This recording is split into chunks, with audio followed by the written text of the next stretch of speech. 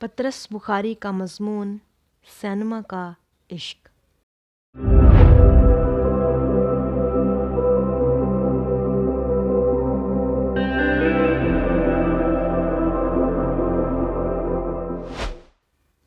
Cinema کا عشق عنوان تو عجب ہوس انگیز ہے، لیکن افسوس کہ اس مضمون سے آپ کی تمام توقعات مجروح ہوں گی، کیونکہ مجھے تو اس مضمون میں کچھ دل کے داغ دکھانے مقصود ہیں۔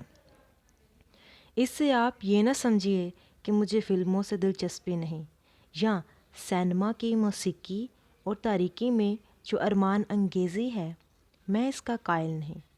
میں تو سینما کے معاملے میں وائل عمر ہی سے بزرگوں کا مورد عتاب رہ چکا ہوں، لیکن آج کل ہمارے دوست مرزا صاحب کی مہربانیوں کے طفیل سینما گویا میری ایک دکھتی رگ بن کر رہ گیا ہے۔ جہاں اس کا نام سن پاتا ہوں بعض درد انگیز واقعات کی یاد تازہ ہو جاتی ہے، جس سے رفتہ رفتہ میری فطرت ہی کجبی بن گئی ہے۔ اول تو خدا کے فضل سے ہم سینما کبھی وقت پر نہیں پہنچ سکے، اس میں میری سستی کو ذرا دخل نہیں۔ یہ سب قصور ہمارے دوست مرزا صاحب کا ہے، جو کہنے کو تو ہمارے دوست ہیں، لیکن خدا شاہد ہے ان کی دوستی سے جو نقصان ہمیں پہنچے ہیں کسی دشمن کے قبضہ قدرت سے بھی باہر ہوں گے۔ جب سینما جانے کا ارادہ ہو ہفتہ بھر پہلے سے انہیں کہہ رکھتا ہوں کہ کیوں بھائی مرزا اگلی جمعرات سینما چلو گے نا؟ میری مراد یہ ہوتی ہے وہ پہلے سے تیار رہیں اور اپنی تمام مصروفیاتیں کچھ اس ڈھب سے ترتیب دے لیں کہ جمعرات کے دن ان کے کام میں کوئی حرج واقع نہ ہو۔ لیکن وہ جواب میں عجب قدر ناشنازی سے فرماتے ہیں، ارے بھائی چلیں گے کیوں نہیں؟ کیا ہم انسان نہیں؟ ہمیں تفریح کی ضرورت نہیں ہوتی؟ اور پھر کبھی ہم نے تم سے آج تک ایسی بے مرفتی بھی برتی ہے کہ تم نے چلنے کو کہا ہو اور ہم نے تمہارا ساتھ نہ دیا ہو؟ ان کی تقریر سن کر میں کھسیانہ سا ہو جاتا ہوں، کچھ دیر چپ رہتا ہوں اور پھر دبی زبان سے کہتا ہوں، بھائی اب کہ ہو سکا تو وقت پر پہنچیں گے، ٹھیک ہے نا؟ میری یہ بات عام طور پر ٹال دی جاتی ہے، کیونکہ اس سے ان کا ضمیر کچھ تھوڑا سے بیدار ہو جاتا ہے۔ خیر میں بھی بہت زور نہیں دیتا، صرف ان کو بات سمجھانے کے لیے اتنا کہہ دیتا ہوں، کیوں بھائی سینما آج کل 6 بجے شروع ہوتا ہے نا؟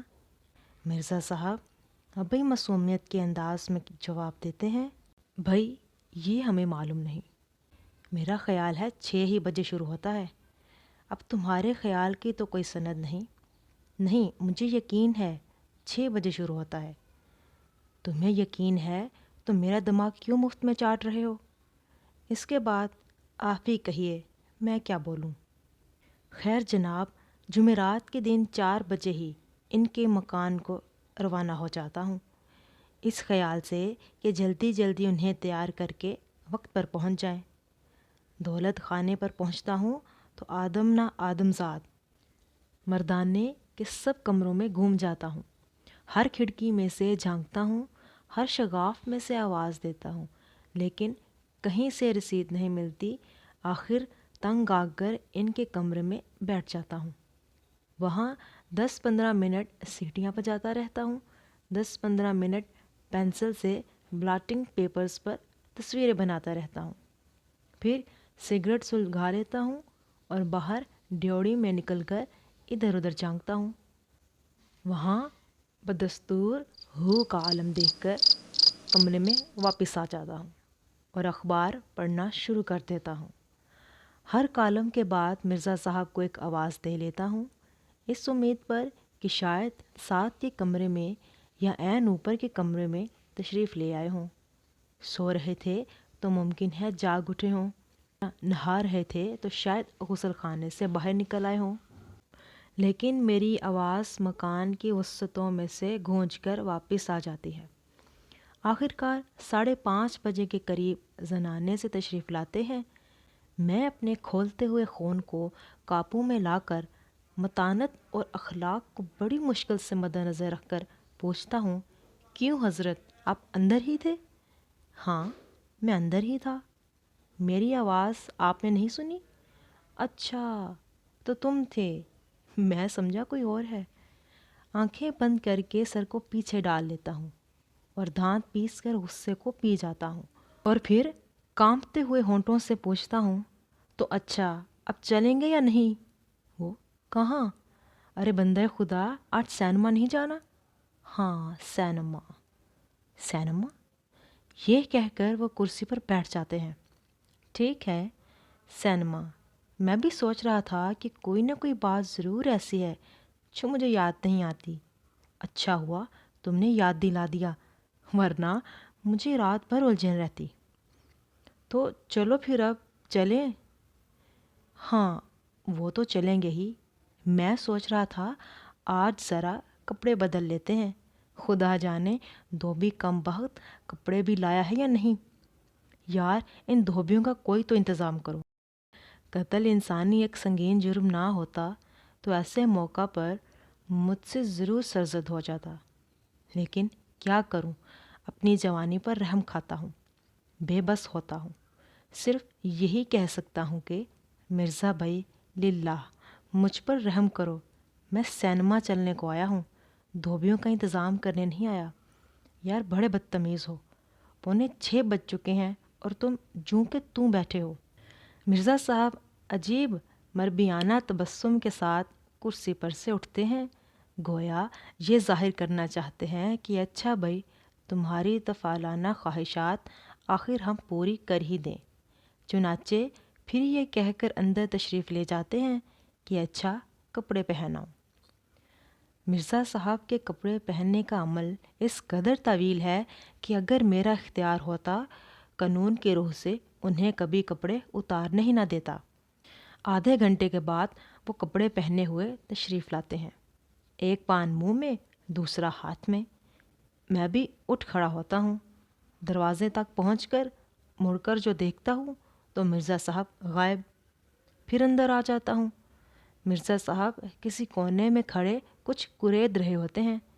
ارے بھائی چلو، چل تو رہا ہوں یار، آخر اتنی بھی کیا آفت ہے؟ اور یہ تم کیا کر رہے ہو؟ پان کے لیے ذرا تمباکو لے رہا تھا۔ تمام رستے مرزا صاحب چہل قدمی فرماتے جاتے ہیں۔ میں ہر 2-3 لمحے کے بعد اپنے آپ کو ان سے 4-5 قدم آگے پاتا ہوں۔ کچھ دیر ٹھہر جاتا ہوں، وہ ساتھ آ ملتے ہیں تو پھر چلنا شروع کر دیتا ہوں، پھر آگے نکل جاتا ہوں، پھر ٹھہر جاتا ہوں، غرض یہ کہ گویا چلتا دگنی تگنی رفتار سے ہوں، لیکن پہنچتا ان کے ساتھ ہی ہوں۔ ٹکٹ لے کر اندر داخل ہوتے ہیں تو اندھیرا گپ بتھیرا آنکھیں چپکاتا ہوں، کچھ سجائی نہیں دیتا۔ ادھر سے کوئی آواز دیتا ہے، یہ دروازہ بند کر دو جی۔ یا اللہ، اب جاؤں کہاں؟ رستہ، کرسی، دیوار، آدمی، کچھ بھی تو نظر نہیں آتا۔ ایک قدم بڑھاتا ہوں تو سر ان بالٹیوں سے جا ٹکراتا ہے جو آگ بجھانے کے لیے دیوار پر لٹکی رہتی ہیں۔ تھوڑی دیر کے بعد تاریکی میں کچھ دھندلے سے نقش دکھائی دینے لگتے ہیں۔ جہاں ذرا تاریک تر سا دھبا دکھائی دے جائے وہاں سمجھتا ہوں خالی کرسی ہوگی۔ خمیدہ پشت ہو کر اس کا رخ کرتا ہوں، اس کے پاؤں کو پھاند، اس کے ٹخنوں کو ٹکرا، خواتین کے گھٹنوں سے دامن بچا، آخر کار کسی کی گود میں جا بیٹھتا ہوں۔ وہاں سے نکال دیا جاتا ہوں اور لوگوں کے دھکوں کی مدد سے کسی خالی کرسی تک جا پہنچتا ہوں۔ مرزا صاحب سے کہتا ہوں، میں نہ بکتا تھا کہ جلدی چلو، خواہ مخواہ میں ہم کو رسوا کروا دیا نا، گدھا کہیں کا۔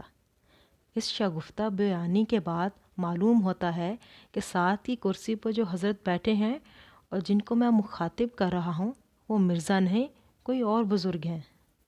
اب تماشے کی طرف متوجہ ہوتا ہوں اور سمجھنے کی کوشش کرتا ہوں کہ فلم کون سی ہے، اس کی کہانی کیا ہے اور کہاں تک پہنچ چکی ہے۔ سمجھ میں صرف اس قدر آتا ہے کہ ایک مرد اور ایک عورت جو پردے پر بغل گیر نظر آتے ہیں ایک دوسرے کو چاہتے ہوں گے، اس انتظار میں رہتا ہوں کہ کچھ لکھا ہوا سامنے آئے تو معاملہ کھلے کہ اتنے میں سامنے کی کرسی پر بیٹھے ہوئے حضرت ایک وسیع و فراخ انگڑائی لیتے ہیں، جس کے دوران میں کم از کم 200-300 فٹ فلم گزر جاتی ہے۔ جب انگڑائی کو لپیٹ لیتے ہیں تو پھر سر کو کھجانا شروع کر دیتے ہیں، اور اس عمل کے بعد ہاتھ کو سر سے نہیں ہٹاتے بلکہ بازو کو ویسے ہی خمیدہ رکھتے ہیں۔ میں مجبوراً سر کو نیچا کر کے چائے دانی کے اس دستے کی بیچ میں سے اپنی نظر کے لیے راستہ نکال لیتا ہوں، اور اپنے بیٹھنے کے انداز سے بالکل ایسا معلوم ہوتا ہوں جیسے ٹکٹ خریدے بغیر اندر گھس آیا ہوں اور چوروں کی طرح بیٹھا ہوا ہوں۔ تھوڑی دیر کے بعد انہیں کرسی کی نشست پر کوئی مچھر یا پسو محسوس ہوتا ہے، چنانچہ وہ دائیں سے ذرا اونچے ہو کر بائیں طرف کو جھک جاتے ہیں۔ میں مصیبت کا مارا دوسری طرف جھک جاتا ہوں۔ 1-2 لمحے کے بعد وہی مچھر دوسری طرف ہجرت کر جاتا ہے، چنانچہ ہم دونوں پھر سے پینترا بدل لیتے ہیں۔ غرض یہ کہ یہ دل لگی یوں ہی جاری رہتی ہے، وہ دائیں تو میں بائیں، اور وہ بائیں تو میں دائیں۔ ان کو کیا معلوم کہ اندھیرے میں کیا کھیل کھیلا جا رہا ہے۔ دل یہی چاہتا ہے کہ اگلے درجے کا ٹکٹ لے کر ان کے آگے جا بیٹھوں اور کہوں کہ لے بیٹا دیکھوں تو اب تو کیسے فلم دیکھتا ہے۔ پیچھے سے مرزا صاحب کی آواز آتی ہے، یار تم سے نیچے نہیں بیٹھا جاتا؟ اب جو ہمیں ساتھ لائے ہو تو فلم تو دیکھنے دو۔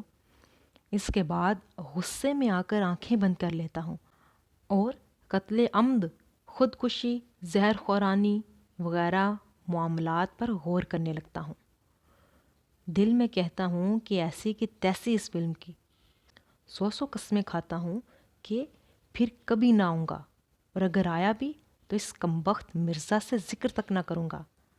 5-6 گھنٹے پہلے سے آ جاؤں گا، اوپر کے درجے میں سب سے اگلی قطار میں بیٹھوں گا، تمام وقت اپنے نشست پر اچھلتا رہوں گا، بہت بڑے ترے والی پگڑی پہن کر آؤں گا اور اپنے اوور کوٹ کو 2 چھڑیوں پر پھیلا کر لٹکا دوں گا۔ بہرحال مرزا کے پاس تک نہ پھٹکوں گا۔ لیکن اس کمبخت دل کو کیا کروں؟ اگلے ہفتے پھر کسی اچھی فلم کا اشتہار دیکھ پاتا ہوں تو سب سے پہلے مرزا کے ہاں جاتا ہوں، اور گفتگو پھر وہیں سے شروع ہوتی ہے کہ کیوں بھائی مرزا، اگلی جمعرات سینما چلو گے نا؟ ادبی آواز کے ساتھ آمنہ بی بی کی آواز میں آپ سن رہے تھے پطرس بخاری کا مضمون سینما کا عشق۔